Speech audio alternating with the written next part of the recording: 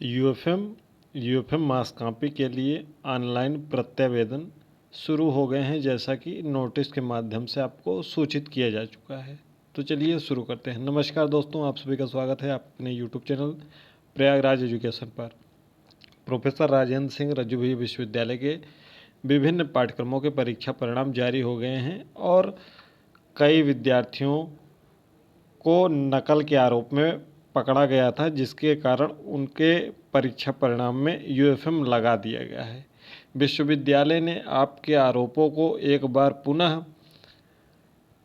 सिद्ध करने के लिए आपका आरोप सही है या नहीं, आपको एक मौका दिया है कि आप उसको सिद्ध करिए कि आपका आरोप गलत है। इसके लिए आपको ऑनलाइन प्रत्यावेदन देना होगा।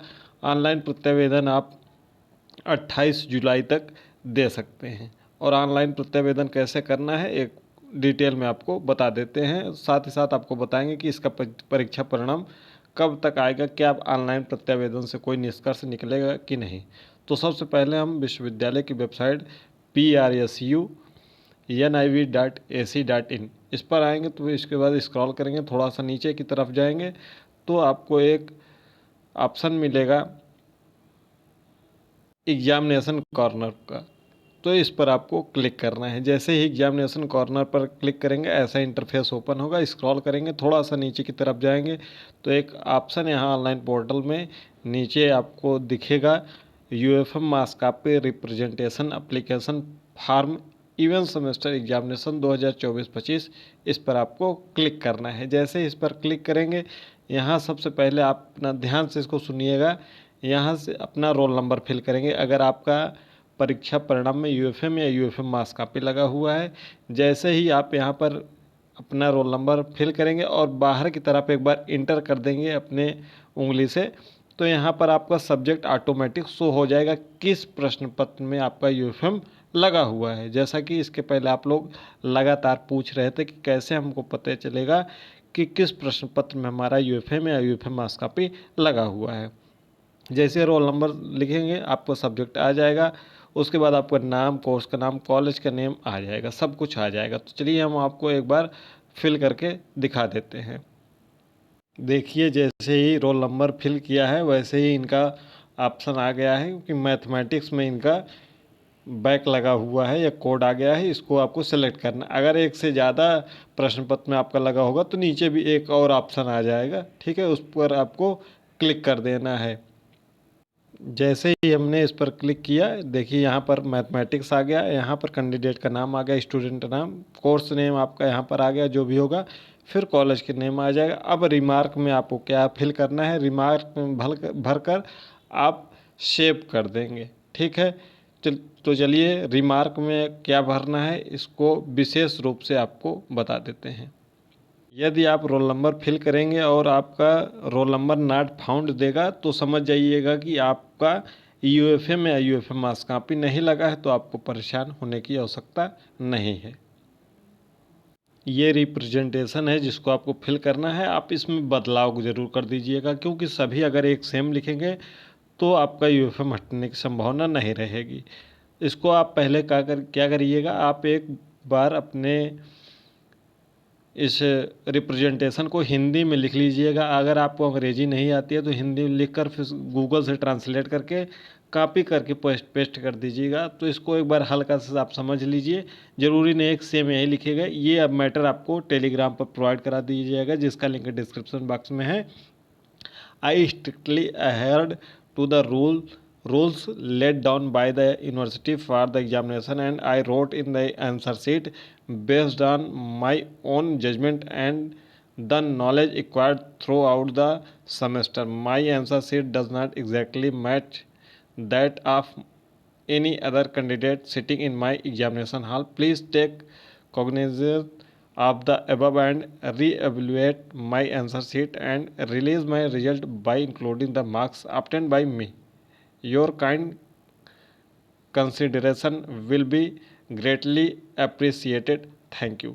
ठीक है, तो इसमें आपको लिख देना है कि आपने अपने पूरे सत्यनिष्ठता और विश्वविद्यालय द्वारा बनाए गए नियमों का पालन करते हुए अपने कॉपी को लिखा है, ठीक है, जो भी होगा आप अपने शब्दों में इसको कुछ भी बदल सकते हैं, सेम यही मत लिखिएगा, इस बात को ध्यान रखिएगा, क्योंकि अगर एक ही बातें बार बार सभी लिखेंगे तो आपका रिप्रेजेंटेशन अच्छा नहीं माना जाएगा। इसमें आप बहुत सुधार कर सकते हैं और अच्छा लिख सकते हैं। ये तो हमने एक उदाहरण आपको बता दिया है ताकि आप जान सकें।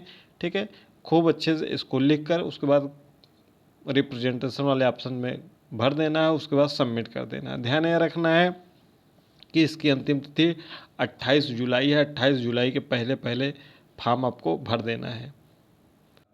ध्यान रखिएगा, रिमार्क में जब आप लिख लेंगे तो इस यहाँ पर आकर सेव कर लीजिएगा। फिर सेव कर देंगे तो आपका सबमिट हो जाएगा।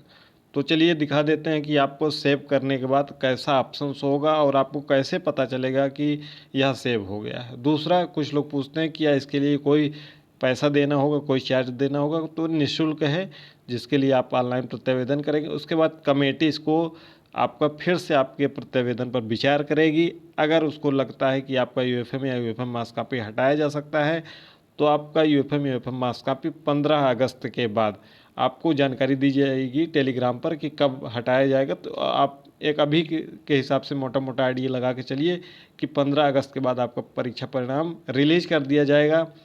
और उसमें यदि आपका यूएफएम हट जाता है, वैसे तो संभावना बहुत कम होती है, 5% लोगों का यूएफएम हट पाता है, क्योंकि यूएफएम कमेटी परीक्षा परिणाम जारी होने से पहले ही विस्तार से उस पर गहनता से आपके परीक्षा परिणाम को अपने आपके कापियों का मूल्यांकन कर लेती है।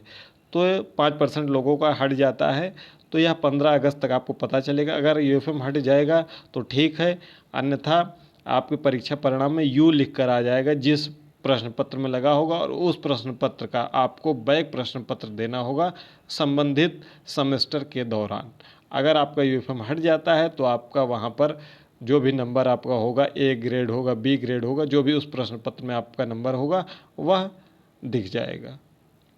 तो ऐसा लिख कर आएगा कि रोल नंबर ऑलरेडी रजिस्टर्ड। अगर आप पुनः जब चेक करेंगे वहीं पर रोल नंबर भर के जब आपका सेव हो जाएगा तो ध्यान रखिएगा, जब भी लिखिएगा अच्छे से लिखिएगा, अन्यथा कभी कभी क्या होता है कि आप एक दो शब्द लिखे और सेव पर जल्दीबाजी में क्लिक कर दिए तो आपका सेव हो जाता है, फिर आपका रिमार्क या जो रिप्रेजेंटेशन दे रहे हैं वो कोई काम का नहीं रह जाता है। इससे आपका नुकसान होता है, क्योंकि ये आपके भाग्य पर निर्भर है। अगर आपका हटना होगा तो हट जाएगा, अन्यथा संभावना बहुत कम रहती है। उम्मीद यही रखिए कि आपको बैक पेपर अब देना ही होगा उस प्रश्न पत्र में। अब इससे आपको पता चल गया होगा कि आपका किस प्रश्न पत्र में बैक लगा है, और यानी कि यूएफएम लगा, उस प्रश्न पत्र को आप पुनः अब अच्छे से तैयारी करिए।